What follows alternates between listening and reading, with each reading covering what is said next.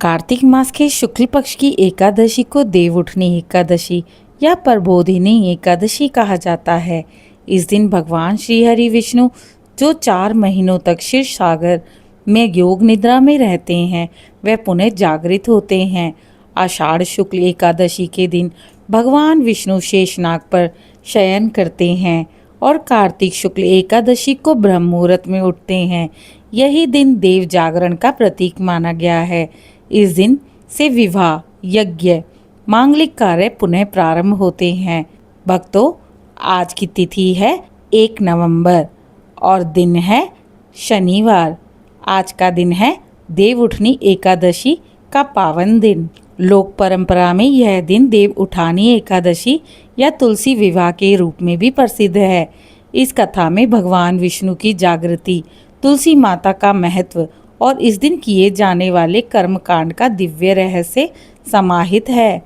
एक बार की बात है, सृष्टि के आरंभ में जब सृष्टिकर्ता ब्रह्मा जी ने प्राणियों की रचना की, तब उन्होंने कहा, अब यह संसार कर्म का क्षेत्र बनेगा।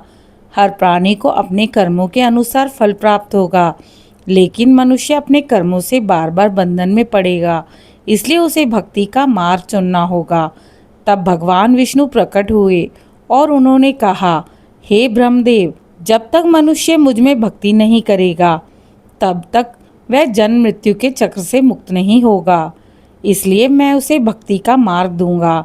वर्ष भर में अनेक पर्व होंगे जिनसे वह मेरा स्मरण करेंगे। तभी भगवान ने कहा, वर्ष के 4 महीनों में मैं योग निद्रा में रहूंगा। इन दिनों संसार के सभी मांगलिक कार्य बंद होंगे, क्योंकि उस समय मेरा शरीर विश्राम में होगा। और जब मैं कार्तिक शुक्ल एकादशी को जागृत होऊंगा, तब पुनः संपूर्ण ब्रह्मांड में ऊर्जा का संचार होगा। आषाढ़ शुक्ल एकादशी यानी हरिशयनी एकादशी के दिन भगवान विष्णु शेषनाग की शैया पर क्षीर सागर में शयन करने चले जाते हैं। देवता, ऋषि, मनुष्य उस दिन भगवान से निवेदन करते हैं कि वे विश्राम करें और संसार को अपने आशीर्वाद में रखें। 4 महीनों तक आषाढ़, श्रावण, भाद्रपद और आश्विन भगवान योग निद्रा में रहते हैं। इन दिनों को चातुर्मास कहा जाता है। चातुर्मास के समय साधु संत, गृहस्थ, ब्रह्मचारी सभी लोग संयम, ब्रह्मचर्य, सत्य और सेवा का पालन करते हैं। वे नए कार्य, विवाह, यात्रा या गृह प्रवेश जैसे कर्म नहीं करते, क्योंकि माना गया है कि जब भगवान विष्णु सोए होते हैं तब तक ब्रह्मांडीय ऊर्जा स्थिर रहती है। कार्तिक शुक्ल एकादशी की सुबह जब ब्रह्म मुहूर्त में सूर्योदय होने का होता है, तब स्वर्गलोक में अद्भुत दृश्य होता है। क्षीर सागर में तरंगे धीरे धीरे चमकने लगती है। शेषनाग के फनों के ऊपर लेटे हुए भगवान श्री हरि विष्णु के नेत्र धीरे धीरे खुलते हैं। देवगण, ऋषिगण, गंधर्व, अप्सराएं और भक्तजन सब प्रसन्न होकर शंख, घंटा और मृदंग बजाने लगते हैं। भगवान विष्णु उठते हैं मंद मुस्कान के साथ, लक्ष्मी जी को देखते हैं और कहते हैं, प्रिय, अब समय आ गया है कि मैं फिर से अपने भक्तों के कार्य में लगूं। 4 महीनों की योग निद्रा समाप्त हुई। अब संसार में पुनः जीवन का प्रवाह होगा। लक्ष्मी जी ने नमन करते हुए कहा, प्रभु, जब आप शयन करते हैं तब यह सृष्टि भी जैसे थम सी जाती है। आज आपके जागरण से सबको पुनः नवजीवन प्राप्त होगा। उसी क्षण पृथ्वी पर भी दिव्यता का संचार होता है। भक्तजनों के घर घर में भगवान विष्णु की शैया बनाई जाती है। 4 पांवों का छोटा पलंग, उसके ऊपर भगवान की मूर्ति या शालिग्राम रखे जाते हैं। पास में तुलसी माता का पौधा रखा जाता है। दीपक, अक्षत, फूल और गन्ने से सजावट होती है। सुबह सुबह भक्त उठो देव श्री विष्णु, उठो लक्ष्मीपति का कीर्तन करते हैं। जल, गंगा जल, दूध, तुलसी दल, पुष्प आदि से भगवान को स्नान कराया जाता है। भक्तगण प्रार्थना करते हैं, हे प्रभु, 4 महीनों की निद्रा के पश्चात अब आप जागृत हुए हैं। हमारी इच्छाएं, हमारी श्रद्धा अब आपकी शरण में है। देवउठनी एकादशी एक अत्यंत पावन पक्ष है। तुलसी विवाह एक समय की बात है जब भगवान विष्णु ने एक असुर जालंधर का वध किया। जालंधर अत्यंत बलवान था, परंतु उसकी शक्ति उसकी पत्नी वृंदा यानी तुलसी की पतिव्रता धर्म से थी। जब भगवान ने उसका वध करने के लिए छल से उसका रूप धारण किया तब वृंदा का पतिव्रत भंग हुआ।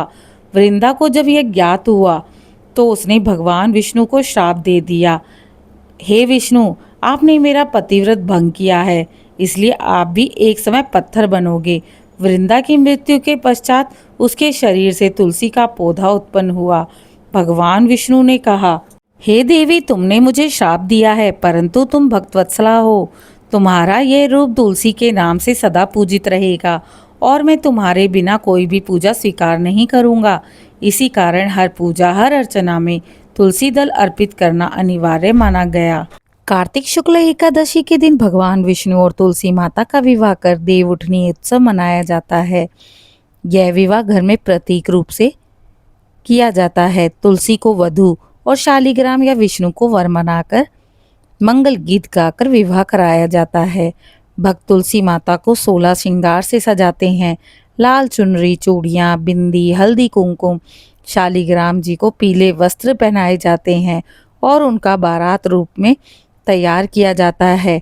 दीपक, गन्ना, आंवला, नारियल, धूप, दीप से वातावरण मंगलमय किया जाता है। विवाह के समय कहा जाता है, श्री विष्णु तुलसी विवाहम सुख संपत्ति। इसके बाद मंगल गीत गाए जाते हैं। देव उठे भोर भये, तुलसी से ब्याह रचायो रे। इस विवाह के पश्चात घर में मांगलिक कार्य करने की अनुमति प्राप्त होती है, इसलिए इसे मांगलिक कार्यों का शुभारंभ दिवस माना जाता है।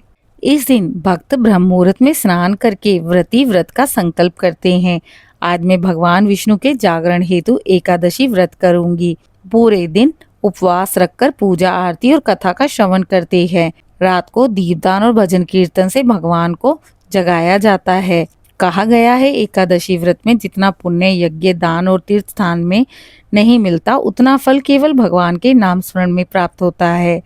देवउठनी एकादशी की रात्रि में आंवले के वृक्ष की पूजा और सेवन भी शुभ माना जाता है, इसलिए इसे आंवला एकादशी भी कहते हैं।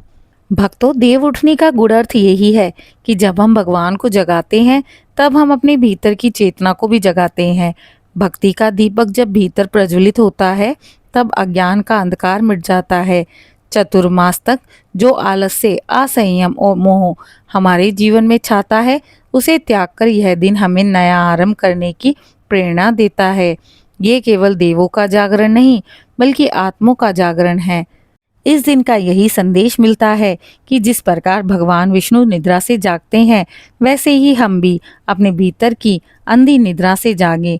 मनुष्य जब धर्म, सत्य और करुणा के मार्ग पर लौटता है तब उसका जीवन भी पुनर्जीवित होता है। देवउठनी एकादशी हमें स्मरण कराती है कि भगवान कभी हमारे जीवन से दूर नहीं होते, वे सब हमारे मन के भीतर सोए होते हैं। हमें उन्हें अपनी भक्ति से जगाना चाहिए। भक्तों, कथानुसार जो व्यक्ति देवउठनी एकादशी का व्रत करता है, तुलसी विवाह में सम्मिलित होता है और भगवान विष्णु का जप करता है, उसे अक्षय पुण्य प्राप्त होता है। उसके जीवन में सुख, शांति, समृद्धि आती है। उसके घर में माँ लक्ष्मी का वास स्थायी होता है। जय श्री हरि, जय माँ तुलसी, जय माँ लक्ष्मी। आशा करती हूँ आज की कथा आप सभी को पसंद आई होगी। कृपया मेरे चैनल को लाइक, शेयर, सब्सक्राइब करें। ओम नमो भगवते वासुदेवाय नमः। कमेंट में जय श्री हरि अवश्य लिखें।